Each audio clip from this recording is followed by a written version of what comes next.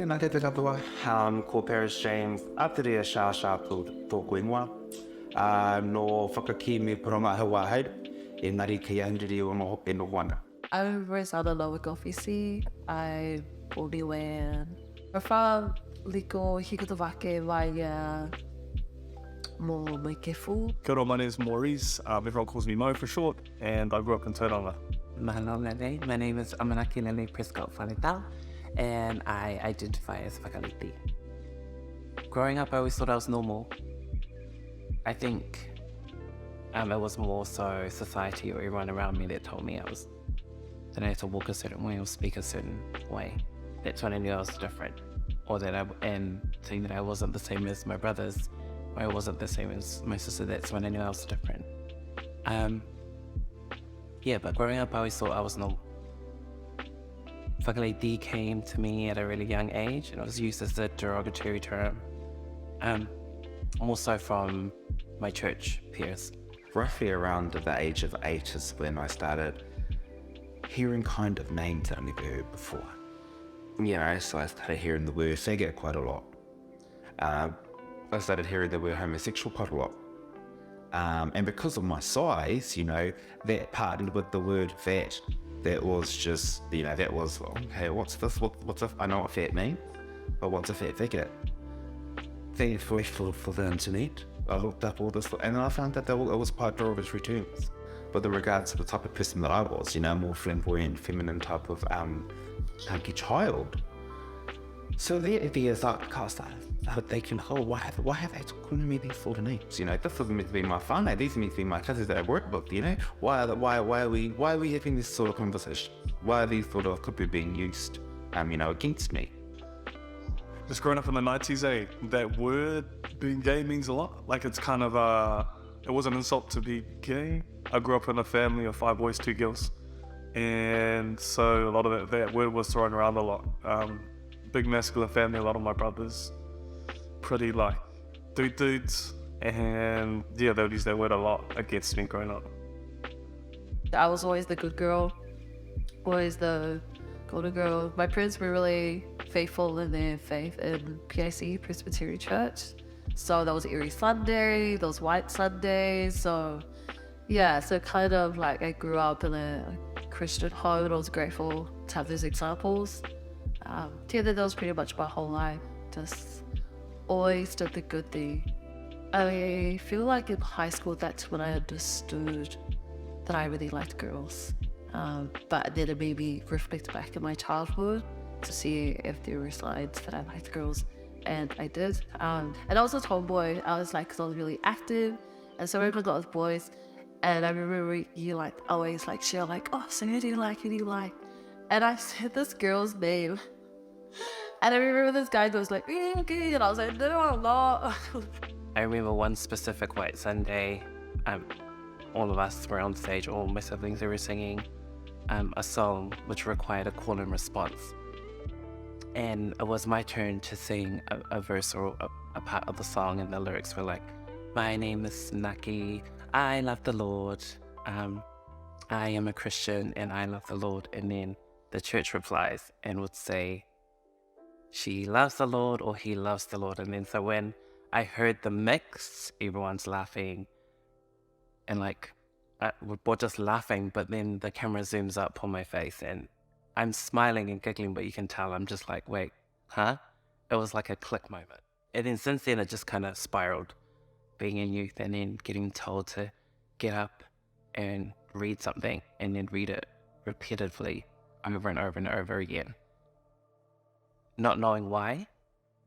And I just did it, but it wasn't until I got a little bit older that I clicked it. They were trying to, make me into something they saw was right for me or fitted me, which was kind of make me more masculine. I've been bullied since I was 4. So faggot, cousin, mobile, all of these different things. I was labelled, so I hated being gay.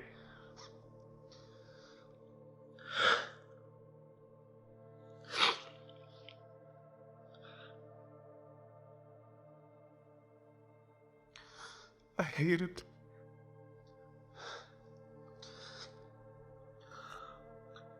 I hated anything that pointed out that I was feminine. I hated anything that reinforced me being gay. Because it's what I was bullied for by my own family. Yeah. So, that's probably why it's taken 28 years, one of the things. I'm 32 now, and I didn't really have my first encounter or come out to myself until I was like 28, 29. So that's one particular time I was home and I was just beside myself. I was like, nah, shit, I'm over this. I'm over, being called every name under the sun. Fuck, I'm over all this sort of stuff. What do you do? So that's, when you see the road. Seen the road, I was like, oh, sweet, or whatever the more goods, this will be the end of me being bullied. That's exactly what I thought. This will stop the bullying. So I grabbed the rope, tied it up, and then I was just thoughts were just running through my mind, just everything under the, everything you could think of was just going through my mind. And no word of a lie, I was just about to step off, and then my cousin walks through. Just about to step off that chair, my cousin walks through, and she tickles me to the ground. And I will never ever forget that feeling of not only, it was kind of like a feeling of helplessness. I was really at that point in life where life meant nothing. For me, life was disposable at that time. And I was at my breaking point. I was very much so at the point where I was like, no, just it is what it is, let people talk, and then if I'm not here, then that'll be the end of it, But looking back on that now, I actually do thank my cousin for doing that. Because if she hadn't have done that, I wouldn't be here today. So there was like a really good group of friends that I told. My cousin and my brother were the only ones from my family, and that's all that mattered. Then I slowly came out to like close friends, like I liked girls. Then I felt it was time to tell my parents. Because before then, I didn't tell them because I was so scared of being disowned. I was so scared of being like kicked out, and I think that's the worst feeling as a child, to have your parents, kick you out for being who you are. I think there was a couple of weeks later, they asked if they wanted to see me, sat me down, and I realized they were coming out of love, and that was a massive thing for me. I didn't expect that. I just expected my parents to be real upset. They're like, they see it as a colonized or white thing. They're saying oh, that's just a white thing, or you're gonna get older, who's gonna look after you? Your brother has kids, you don't have any kids. So they're coming from that, and I saw that they were coming from a place out of love. So for myself, I came out as a gay male at 18 to my parents. So for a couple of years there, I was living out as a gay male, but it didn't really quite fit the typical gay male status. I was a little bit too flamboyant, a little bit too feminine, and preferred more feminine looking clothing. Then I come to the realization after a trip over to Australia, girl, woman, okay, you're not a gay male anymore. So then I ended up living my life as a woman over in Australia. And then it was Australia for me that let me come out of my shell, be the person that I was born to be. Whakaraiti in English means in the manner of a woman, but in I guess a more bigger context, transgender. In this space specifically, humbled. There's something about this office that every time I walk in here, I automatically think of sitting at the floor to be of service to someone else. It's been a journey which is totally being controlled by me. Sometimes you're forced to come out by external factors, but I've had privilege to be able to control that myself. I'm a pretty vulnerable person. I find power in vulnerability because you're able to form connections, but be honest about yourself as well. You'll know deep down inside when it's safe to talk, or when it's safe to talk to someone. And when it is, take that opportunity and start a conversation with someone.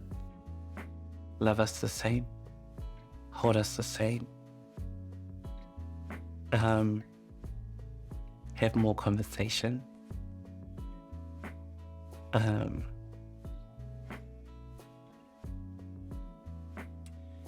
Step in more, I guess, just when you know, for any kid that's getting mistreated by their surroundings, you know, as a normal adult, you'd step in and intervene. Just do that. Like, it's like, I don't know, it's a no-brainer. It's like we're children, we're kids. You know, you treat us all the same. We're not asking for nothing much, just the same as any other kid. I feel like it's hard for people to come out because obviously the rumors and everything, and it's a whole different lifestyle, like it's changed. And I think for anyone who's in that space, you have to think about yourself in a way of like, gotta live the way you wanna live. Talk to someone that you feel comfortable with. But it starts from there. My mental state is a lot better nowadays, because of finding myself. You know, I've not had to battle with myself to find who I am, because I've already found myself. I can kind of leave. I can kind of rest that side of my my mental state. I can put that to rest. I know who I am. And what actually is the way I present myself. The way I whakawhanaungatanga with different people. You know, I was a social butterfly back then, but hey, it's a pūrere hua now. Like, it's a big pūrere hua now, you know. I can kōrero to tami te hare down the road, you know, right from beneficiary to CEO. You know, I never had that confidence back then, because all part of not knowing who I was. That's where I come in, and that's the type of mahi that I want to be able to help with in the future with our hapuri, as I want to be the voice of those that don't have one, and be that big sister or little sister, regardless of age, you know, big sister that helps you along your journey. Because I've been there, done that, you know. I've been through my journey of self-discovery. Now it's your time, and that's where I come in.